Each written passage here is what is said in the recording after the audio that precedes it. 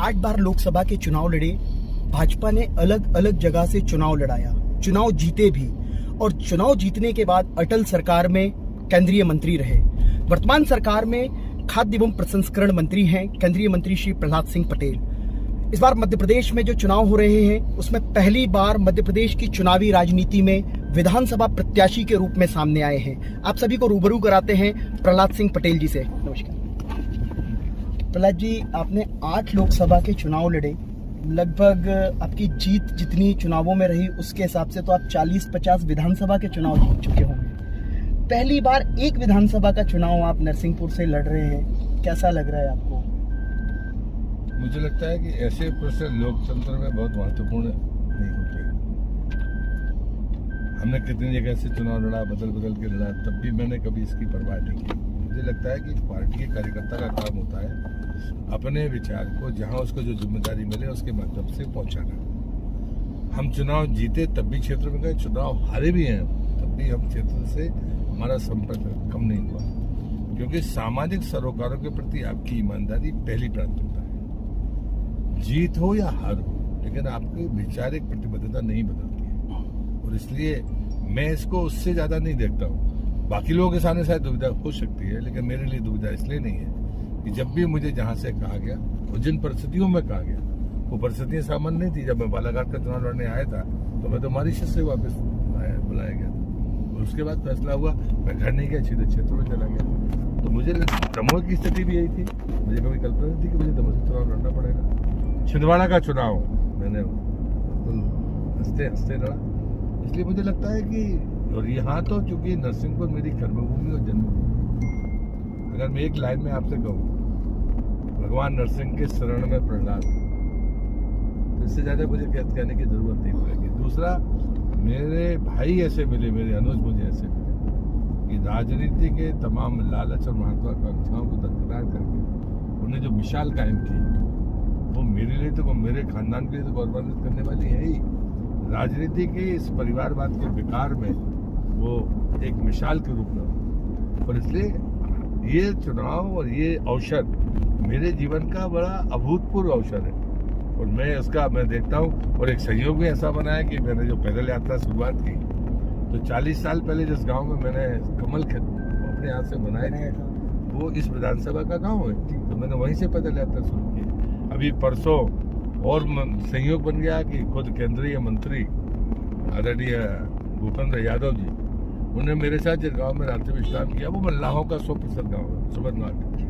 तो एक देश का पर्यावरण मंत्री उस समाज के बीच में जाकर रात्रि विश्राम कर रहा है। मैं जल शक्ति राज्य मंत्री कि जिसका सीधा पानी और पर्यावरण से संबंध है, मल्लाह केवट जाति, मैं उनको पर्यावरण का संरक्षण करता मानता हूँ।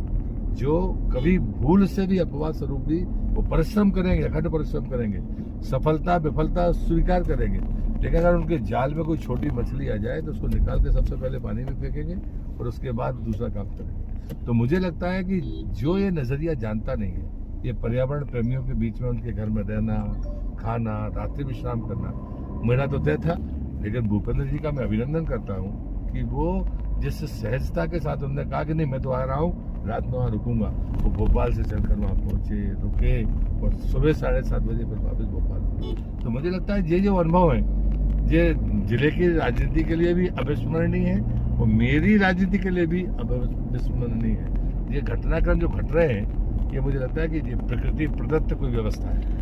जालम सिंह जी ने जिस तरह से आपके लिए सीट छोड़ी, आपने उनकी उस सीट छोड़ने को जिस तरह से उन्हें भरत की संज्ञा दी, तो वास्तव में प्रहलाद पटेल जी की तो तपोभूमि रही है, कर्म भूमि जो जालम सिंह जी की थी वो आपकी तपोभूमि रही है। तो ऐसा माना जा रहा है कि एक बार फिर आप वहाँ पर पहुँचे हैं संयोगवश, तो कोई एक बड़ा मध्य प्रदेश की राजनीति में कोई बड़ा कदम आपका ये होगा वहाँ पहुँचने से। जब मैं मैदान पर गया तो आज मैं देखता हूँ कि मुझसे कई गुनी लोकप्रियता मुन्ना भैया की, और ये जब मैं देखता और सुनता हूँ तो मैं गौरवान्वित होता हूँ। अन्यथा लोग नाम से जीतते हैं, पर मुझे गर्व है कि मैं मुन्ना भैया की फोटो लगाकर चुनाव जीतूंगा। ये कहना कितना रोमांचित करता है इसकी कल्पना नहीं कर सकते। वास्तव में ये अनुभूति आप को हो रही है और आप भाई के उस पर वो चुनाव लड़ रहे हैं। तो प्रहलाद जी, किसी तरह का कोई लक्ष्य आपको केंद्रीय नेतृत्व ने दिया हो कि इतनी सीटें कम से कम आप अपनी जिम्मेदारी में, क्योंकि आपकी भागदौड़ लगातार चल रही है, अपनी विधानसभा आप देख रहे हैं, प्रदेश में कई हिस्सों में आप जा रहे हैं, तो कोई लक्ष्य आपका निर्धारित? नहीं, लक्ष्य पार्टी तय करती है। उन्हें प्रवास कार्यक्रम तय किया, मैंने पार्टी ने जो तिथियां मांगी मैंने उनको तिथियां दे दी, खाली है। इससे जो समय बचेगा राज्य की राजनीति से, वो मुझे वहाँ जाना पड़ेगा। वहाँ मुन्ना भैया ही प्रचार में है और नरसिंहपुर जिले में जितना भी मुझे समय मिलता है मैं वहाँ पर जाता हूँ। और नरसिंहपुर जिले के मतदाता की जो तासीर है वो बिल्कुल अलग किस्म की है। वो लालच और भय में वोट नहीं देता। ये आज भी पूंजी है। जिस धरती में मैं पैदा हुआ, राजनीति करता रहा, और ये नहीं कहता कि मेरे कारण हुआ। ये मेरे से पहले जो मूर्धन्य लोग वहाँ पर राजनीति में रहे हैं, जो आध्यात्मिक सामर्थ्य वहाँ पर रही है, उसकी ताकत आज भी आपको नरसिंहपुर की धरती पर दिख जाएगी। इस चुनाव में आप मुख्य चुनौती क्या मान रहे हैं? सरकार के खिलाफ कोई एंटी इनकम्बेंसी मान रहे हैं, या कांग्रेस जिस तरह से एकजुट होकर चुनाव लड़ने की कोशिश कर रही है, तो आपको मुख्य चुनौती क्या लग रही है? आपका अपना लंबा अनुभव है।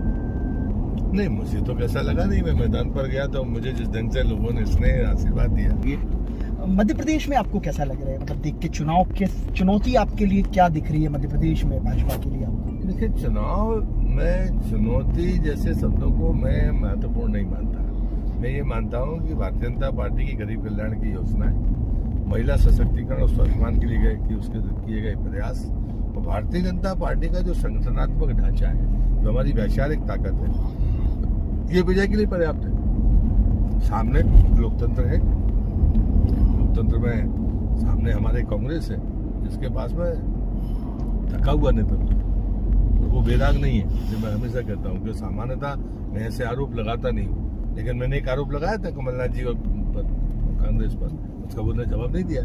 तो मुझे लगता है कि थोती बातें कम करना चाहिए। कांग्रेस के पास में झूठ के अलावा, भ्रम फैलाने के अलावा कुछ और है नहीं। या फिर वो आशा रहते हैं कि साहब को सामने वाले से कोई नाराज होगा तो हमको वोट दे देगा। इस ढंग की जो नकारात्मक राजनीति है वो कांग्रेस कर रही है। आमतौर पर राजनेता मंच से ऐसी बातें नहीं करते, नफा नुकसान देखते हैं, लेकिन देखा जाता है कि प्रहलाद जी जब बात करते हैं, मंच पर अपनी बात रख रहे होते हैं, तो 1 to 1 सीधे विपक्ष से भी सवाल करते हैं और सिद्धांत की बात के साथ पूरी बातचीत साफ तरीके से होती है। तो क्या आपको कभी नहीं लगता कि इससे कहीं कोई नुकसान हो सकता है? या मुझे लगता है कि लोकतंत्र में चुनाव का समय सबसे महत्वपूर्ण होता है, जब आदमी सुनता है या सुनाता है, और ये संवाद के लिए सबसे बेहतर अवसर होता है।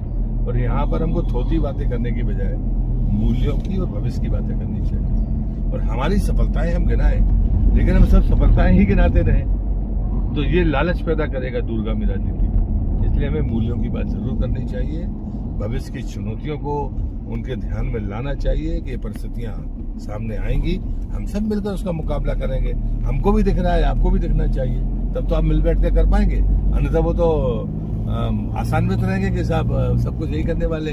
जैसा कांग्रेस ने जो लोकतंत्र को कमजोर किया है, मैं कमजोरी करना कहूँगा, यानी सब कुछ हम कर लेंगे, आप तुमको वोट दे दो। और ये करते करते देश को समाज को किस हालत में पहुँचा दिया। और एक तरफ प्रधानमंत्री है, वो कुछ झाड़ू उठाते हैं, पूरा देश झाड़ू उठाकर स्वच्छता अभियान में लग जाता है। तो मुझे लगता है कि जब आप संदेश देते हैं तो उसके लिए विश्वसनीयता है कि आप कितना करते हैं। अगर वो 18-20 घंटे काम करते हैं तब तो दूसरे व्यक्ति को क्या बात है कि आप 18 घंटे आपको काम करना चाहिए, आप देश के काम करने के लिए। तो ये चीजें मॉडल के रूप में होती हैं, कभी बातों से नहीं हो सकती। गांधी भी यही बात कहते थे, गांधी की हर कही हुई चीज बातों से पूरी नहीं हो सकती है, आपको उसके लिए जीना पड़ेगा, करना पड़ेगा, आचरण में लाना पड़ेगा। मेरा आखिरी सवाल आपसे, क्या प्रहलाद पटेल जी भी मुख्यमंत्री की रेस में होंगे? मैं अटकलबाजियों की राजनीति नहीं करता। भारतीय जनता पार्टी जो फैसले करती है उसको स्वीकार करना ये पार्टी का कार्यकर्ता का उत्तरदायित्व है और उसकी जिम्मेदारी है और जवाबदेही होनी ही चाहिए। इसलिए अटकलबाजियों में पड़ना ही नहीं चाहिए। तो हम रूबरू हो रहे थे प्रहलाद पटेल जी से, जो इस बार नरसिंहपुर विधानसभा से चुनाव लड़ रहे हैं और बहुत साफगोई से वो इस बात को कहते हैं और हम सभी ने देखा है और सभी लोग जानते हैं, पक्ष विपक्ष के लोग भी जानते हैं, बड़ी सिद्धांत की साफ सुथरी राजनीति प्रहलाद जी करते हैं। और सबसे महत्वपूर्ण बात जो उन्होंने कही कि चुनाव का जो समय होता है वो संवाद का समय होता है और लोकतंत्र को मजबूत बनाने के लिए इस समय संवाद होना चाहिए और सीधी बात होना चाहिए।